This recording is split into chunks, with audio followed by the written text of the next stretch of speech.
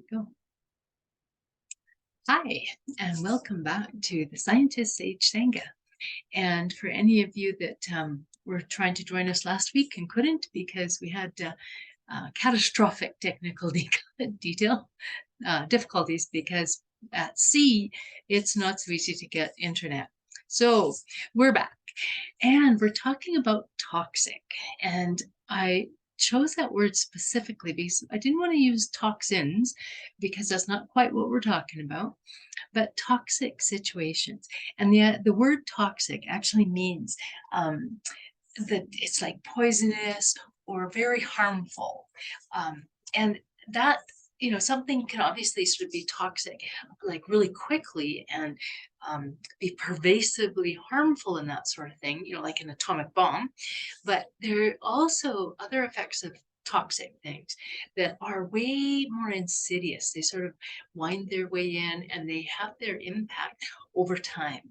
And so there's different kinds of things. It's sort of more gradual and subtle even. And those toxic things are very different in the way we want to pick them up and figure them out and get rid of them.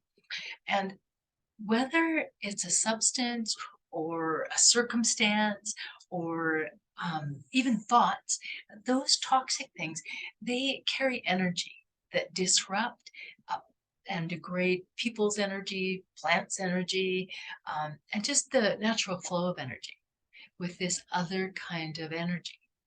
And so that happens with everything in nature, substances, and people, because everything is part of energy. And so these are just different energies that are working and they get enmeshed with each other and different things happen. Now, that Sandra Ingerman, the person whose article I put in the email this week, she talks about it. There's another part of us too that is beyond our skin that is pretty much just energy. And so sometimes you can see that, you can see heat circuit, the circle of heat around your body will show up in infrared and it's beyond your body. And your heart, the electricity that your heart sends out will show up beyond your body. So there's a number of things that show up beyond your body. There's energy there. And lots of times that energy that is beyond our bodies gets tangled with other people's energy and things change. And so that's the energy that we exchange with each other. And there can be other energies, like the energy that your cell phone emanates that moves through your body, an X-ray machine. Lots of energies move around and through these bodies. We exchange energy with things all the time. And then there's other energy that we use, like when we eat food, that energy gets translated into our bodies. It comes from the sun into the plant, into us. If we eat the plant, those kinds of things are ongoing exchanges of energy. And some of them can be toxic and some of them can be healthy. And there's the opposite of toxic isn't non-toxic. That's neutral. But it is actually health enhancing. And there's interesting words for it. Neutric is a word that they describe a personality who is positive and supportive and life affirming for people. The opposite of being a toxic personality. But there's not really an actual opposite word for toxic. So we'll explain that as we go along. Gabor Mate has brought out a new book called The Myth of Normal. And he argues that normal can actually be very, very toxic. And so that myth is not such a good idea. And what his first example from that book is Alfred Eichmann, who was a Nazi that organized the death of millions of people. When they assessed him for trial, two different psychiatrists said he is, in terms of personality and presence, and that he's normal and even desirable is how they described it. But here's this normal, desirable man that was murdering millions of people. And so normal is not necessarily what we're shooting for here either. And he talks about, another one that I looked at was Tolstoy. And he talked about that there are no conditions to which a man may not become accustomed, particularly if he sees they are accepted by those around him. And this is a particularly kind of subtle toxic energy that it becomes the norm, the normal.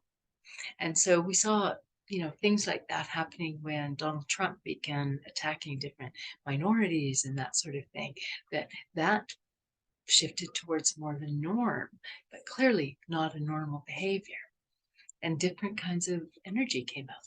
So and often we don't notice if toxicity comes on slowly. So if something is changed and we don't notice it a lot at first, and then we start going along with it, and people have this happen to them physically even. They might have a bad knee, or their eyesight may be diminishing, and there may be some reason that it's going that way, but we don't notice that there's something toxic going on in us because it's happening so slowly. Things, a lot of the asbestos that was used in houses for a long time is a good example of that. Didn't even know it was there, much that it was harming us. But so it's tricky because we don't there's no single surefire method to decide if something is toxic or not, because there are, like, say, radon detectors, but they don't detect narcissists that might be toxic to us. And so there's such a huge range of things that might be toxic. We'll go into some ways to both notice them and negotiate them, and how to work away from them and towards the other end of the scale. And in psychology, they talk about negative thoughts being, problematic with depression, but we don't really know whether the depression came first or the negative thoughts came first. So, are the negative thoughts toxic? Likely they are, and they're probably doing more damage if we weren't depressed in the first place. But we don't know if the depression was toxic and brought the negative thoughts. So the cause and effect is in there too. But literally, one of the questions that Gabor Mate uses to sort of assess the health or toxicity of a culture is, to what degree does it meet the needs of human beings? And I would include animals and earth and that sort of thing. And to what degree does it undermine the needs of human beings? Like those basic things to stay alive and be well, and for everyone and everything to flourish. And so right now we can see that we have a pretty toxic world, because there's a lot of people and animals and plants and things that are not hitting that lack of toxicity, that flourishing end of it. So we want to talk about that because the issue of recognizing toxic people, things, circumstances is really important.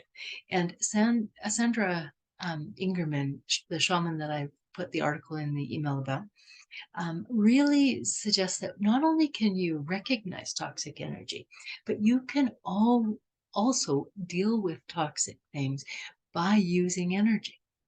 And so you're not just doomed to, try and avoid, get your hazmat suit on, stay away from all the people, go out to the forest.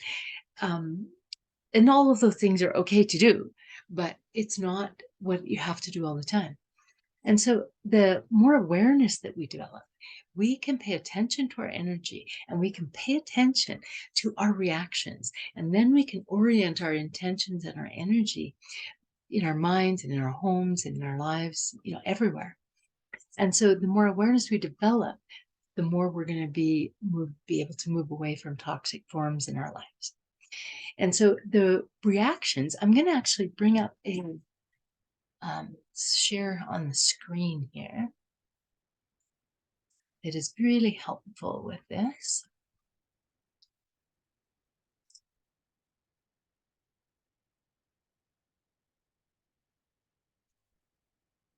There we go. Now, this is specifically an emotional one, but you can tell as you look at the information on it that there really is a difference in the energy that people feel about this. And so if you look at the small end of both the spirals, you see contentment on the upward spiral and boredom on the downward spiral. Okay. And that's sort of in the middle there. And you notice as you go up the upward spiral, optimism and enthusiasm and joy right up at the top, and down the downward spiral, that it gets more uncomfortable. And I'm talking energetically uncomfortable. So doubt and worry and revenge, but that starts from this place of frustration. And then at the very bottom, that fear, that grief, the feeling of powerlessness, feeling like a victim. And so this is actually from a system that helps us work with our emotions to keep us in different vibrations. And this is about energy. You can see even with the words, and something Sandra talks about a lot is the vibration, the energy of words. And even with the words that are associated with these different levels, you can feel a different energy in your body. And so paying attention to the emotion that we have, the emotion, the sensation in our bodies. I'm going to take this down for now, but I'll include a link to it in the write-up for this week. Stop share. There we go. But paying attention to those, like those emotions, because there really is a lot of energy with our emotions, and the emotions sort of show where our energetic bodies are going, and even with our thoughts as well, of course, and our sensations, because sometimes we stuff down emotions, but we have sensations in our bodies. And so we can notice that we are having a different kind of energy anyway, even if we can't pinpoint the emotion of it. And that information is really useful for us to recognize them and reorganize and release sort of toxic things that come with those states of energy. Okay. And it works in two ways, that we connect with ourselves and we connect with flow of what is natural and healthy. And we might call it divinity or whatever you might see it as, but the natural flow of things that does feed that wellness in humans, in the planet, in the world. And so that we reconnect to those two things when we're trying to move away from toxins. So um, what was in the article? We're going to go through some of those things, but I'm going to add a little more to it before we start that. One of the things that, one of the lessons I learned from Sandra that is not written in there is to ask. And so anytime I'm encountering some uncomfortable energy, and it could be anything, I was in a plane for a long time last night, and I was really uncomfortable. And I thought, oh, I'm going to die if I can't move around or do something about this.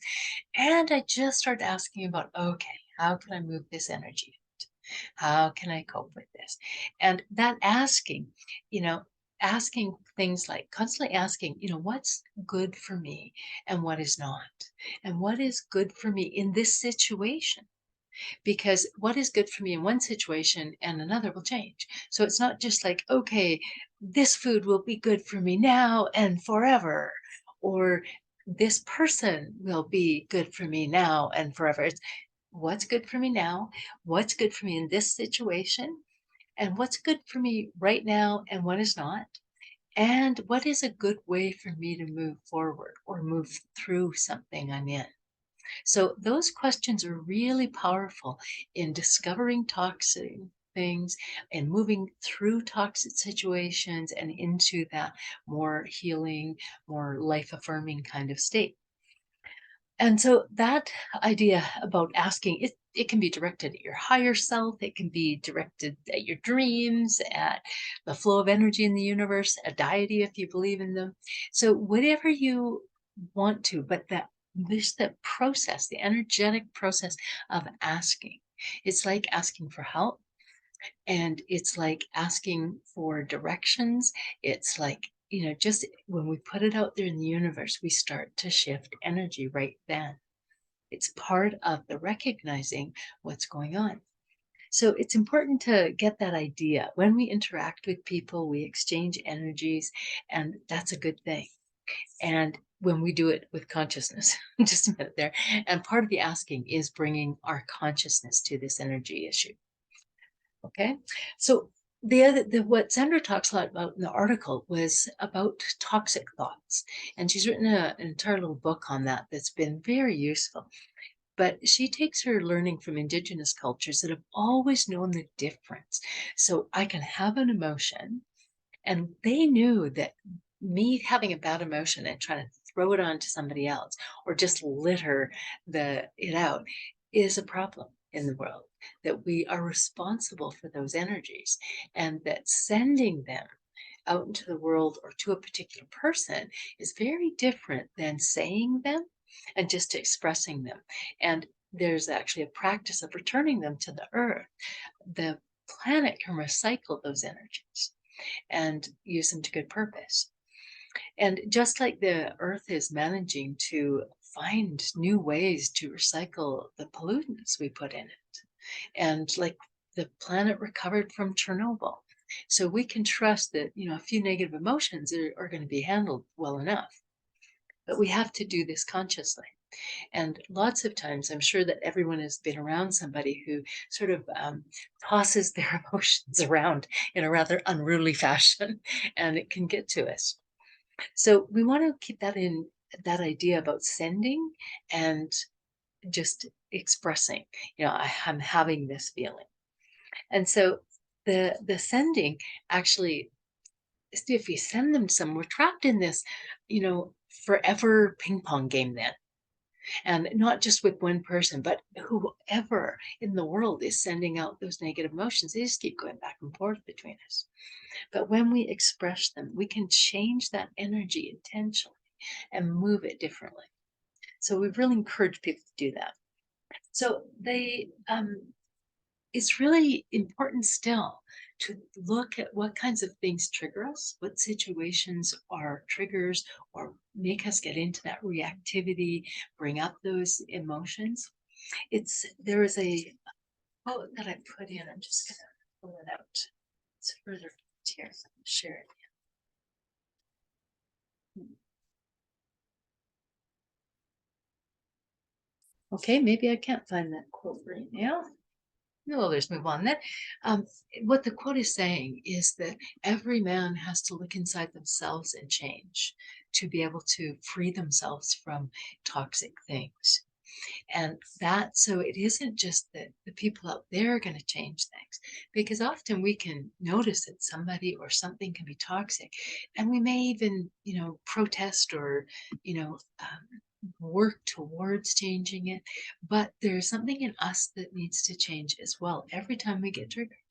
And it's a nurturing thing. It's not I am bad and have to pick myself up by the bootstraps kind of thing. It's like, oh, just a minute. Here's a place where this part of me hooks onto the world in a way that I wouldn't like it to. And so that we can choose to simply handle those things more skillfully. But if we turn them out and irresponsibly just put the energy back up, it will come back to us and we don't learn anything in that turn of the wheel. And I am all about learning what I can as I'm going, so I don't have to go back and back again like in a hamster wheel.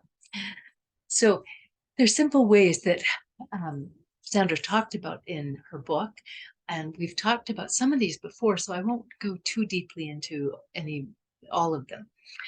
Breathing, of course, is one of the best things. It calms our body and brings us upward in the spiral. And one sentence that I use is breathing out restless reactive energies to release them to the mother that can recreate the world with them. But you can make up any mantra you like, anything that gives that intention that you're going to move it out and not keep it. And actually, that's the next one we talk about, is about intention.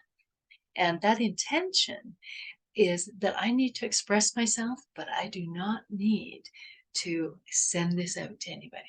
Even if it has been triggered by a politician, a person, a situation, we can move that. This is especially useful with things like grief that just doesn't feel like it will ever end.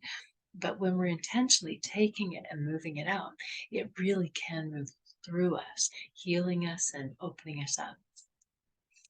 Um, yeah, there's a question that usually comes up, so I wanted to answer it here. It's useful to do it with another person, like just sort of download all your distress. But I really encourage you to don't do it with someone who can't handle it and who will get it like, yeah, that was horrible too. You've just drug them down with you. Or someone that will say, yes, you should be that upset. And, but someone that just goes, yeah, I can see that you're feeling some difficult things right now. And someone that can just hold it in a capacity that it won't harm them or you. And really with that intention for you to be able to release all of it. So just a little note with that. One of the things that Sandra talks about a lot is about using different kinds of images. And she talks specifically about using a precious image here. So if there is an image that you have in your mind, it might be of a person you had a fight with, or maybe there's an institution that you're distressed about, or even yourself. Probably some of the hardest toxic thoughts and feelings are generated from inside us. And so getting masterful at this, being able to bring it out and see it and can have a precious image of a child, a flower, again, a deity, things like that that will shift the energy in your mind. Images are really powerful in that way to shift energies. And then you can use the intention that you're going to send it out. And I don't want to be sending out a lot of negative energy to, a child, or she even uses the example of a puppy, an image that I use a lot for myself. I'll just start flicking through my puppy pictures on my phone. All right. Yeah, I'm going to let this other energy go. I want to get back to this place. And that is the kind of energy I want to send out in the world to people, not that negative energy. So using images can be a really powerful way, even images of nature. And what that is also one of the ways to um, detox toxic thoughts, feelings, sensations out of yourself and out of your environment is to bring nature into it or take yourself out to it because nature is built that way. And so just taking specific ideas about this toxic situation and noticing that it's toxic. And I really encourage you to use it before it gets obvious. So a situation may be that you feel uncomfortable around a neighbor. Work on those kinds of things before more stuff builds up. Things that when I really encourage people to do this with foods of all kinds, to hold the food and go, how about this food? Asking, is this for me? Is this for me right now? Those kinds of things. Using it like that is really, really useful. And using it to hold the picture, like I think about eating outside in nature. And that's one of the original ways that blessings were used. Sandra talks a lot about using words to change energy, but blessing food was to clean up the energy in it, literally make it more sacred to put inside ourselves. And so people can, may this food, serve health in my body. That kind of, and we have a lot of toxic things in our food. So this is a great plan to use those things too. And again, go back to the asking, is this for me? Is this for me right now? Is this still for me? Those kinds of questions. And that is the idea about the power of words and prayer is using them in ways like that. And the original presence of abracadabra was, as I say, so it is. So when we say grace, may this food serve me. May this food be healthy for me. May medicines that I'm taking be healthy for my body and anything that is unhealthy move quickly through. So using toxic things like that, and even if it's toxic in the sense of clearing old experience, and whether that is, ancestral, it can be going back a far long ways, or it might be simple. I made a mistake, a financial mistake previously, and I want to clear the energy of that.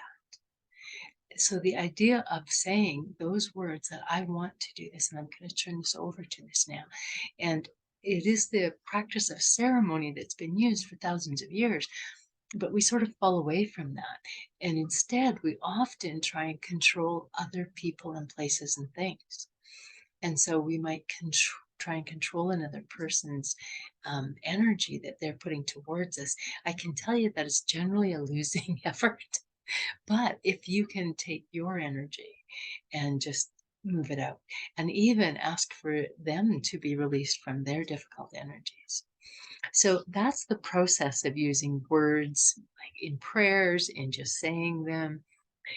That process, moving the energy, is really useful. The last two, one is being grateful. So I'm not going to go into that because I talk a lot about that. And that's obviously a different kind of energy change. But the one of the things Sandra talks about is not to assume other people are um, weak or broken, that sort of thing, to project strength and to hold the idea of strength for other people. It can be really toxic for people to hold opinions of someone who is ill in a negative way. And so the idea that, oh, that poor person, that awful thing has happened to them. And, oh, I wouldn't want that to happen to me. And all that kind of thing doesn't help. But holding the idea of somebody healing, holding the idea of somebody being comfortable in the process they're going through, as comfortable as they can, different ideas like that, rather than projecting pity and, you know, sorrow and terrible outcomes for them. Often people say, I had a person that went through that and and tell these terrible things. People do that to pregnant women all the time. They tell their terrible birth stories. Don't do that. It's not energy, it's toxic energy. It's not energy they need. So the idea of projecting strength is really a great idea for ourselves too. If we are taking on something that we're feeling overwhelmed by or worried about, just literally, wow, I'm going to see what strengths I can bring to this. I am going to see myself as someone who is going to make a valiant attempt at this. It doesn't mean, you say, no, I'll be fine and I'm going to overcome everything. You don't necessarily have to do that. You notice any emotion that you have, like, I'm a little worried about this, but I'm going to give it my best time. So the idea of strength as opposed to distress, and you can see on the two spirals we looked at that the projecting strength, the positive expectation kinds of things are the upward spiral. And the worry are definitely the downward spiral. So this idea of projecting strength is a really, really important one. We talked about nature. The last one is light. And Sandra Engerman works a lot with light. And it is literally, lots of people talk about this, surrounding themselves with light and with energy of toxic things. I think it's really important to do that, especially like in cultural times where there's a lot of difficult things going on. When we ran into some difficulties traveling yesterday, and it would have been really easy to go down a toxic tunnel. But it really was okay. No, we're good. We're on the plane. It's going to be all right. It took a little more effort than we thought. And okay, we'll move on. And that kind of experience is what you're doing when you're putting yourself in light. And some people want to literally put light around themselves. And this is a really useful thing to do with immunity, like for health terms, to just imagine yourself being surrounded by light, that everything that comes through, that it will filter out things that are bad for you. And just the very idea of toxic things that are toxic to me, let's reword that, please be filtered out by this light. And people use different colors of light. Some people have different meanings for different colors of light. For myself, I don't tend to work in resistance, like putting a white bubble around myself, things like that. I tend to work in resonance, and I have the color blue to think of that, that everything that comes to me will be resonant for me. And anything that doesn't resonate with that energy and that light will move around me. And it's just a really simple idea. But when you are crowded onto a plane with lots of people, it's a great comfort. It's a lovely idea. And so I've encouraged you to take some of these ideas about noticing what is toxic and asking about guidance for it and taking intentional steps. And we may find things or suppose things are out there. Maybe we've been trying different things. Maybe we've been trying different jobs or different relationships or different skills or different solutions for a problem we're dealing with. We haven't been getting where we need to go. It's often that there's some toxic problem in the way. And it may be in our thoughts, it may be in our process of coming to the problem, it may be in something external to us. And it's really useful to ask for those things so that we can use it anytime for any problem, for health, for, relationships, for finances, for anything. But just ask to be shown what is toxic and how can I move through this, that kind of thing. So I am going to just take a minute here just to do a quick light meditation. So breathe in and literally imagine light of whatever color is useful for you, moving around you and literally through you, but in a manner that operates like a fine sieve, taking anything out of you that it might be toxic to you. And as you breathe it out.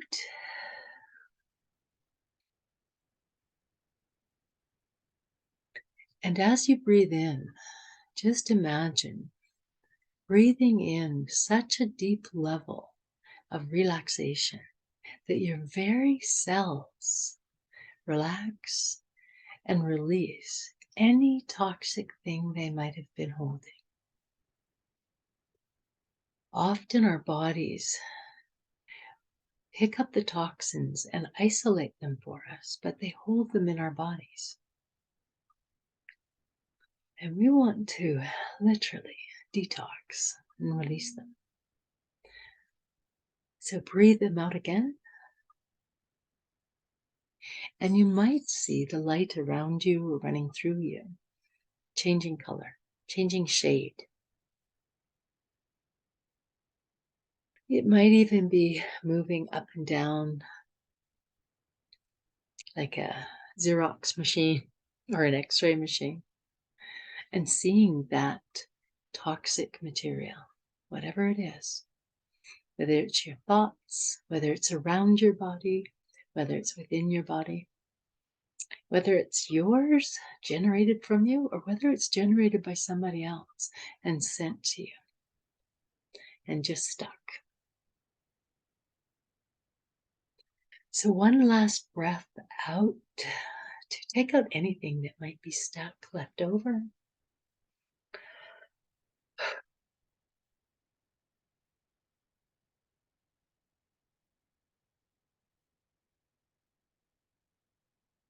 And I always ask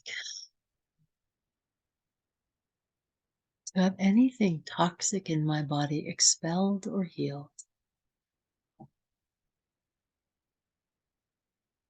That all toxic material that we are creating be transformed, recycled into purposeful, healing, helping materials. Okay, thank you.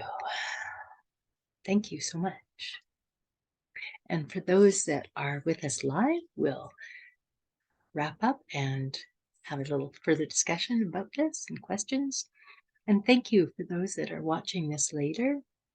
I really appreciate you tuning in. And you can always ask questions, send donations, or send suggestions for topics to scientistsage@gmail.com. Take care. I am with you. You are with me. Blessed be. Go home with some good energy there.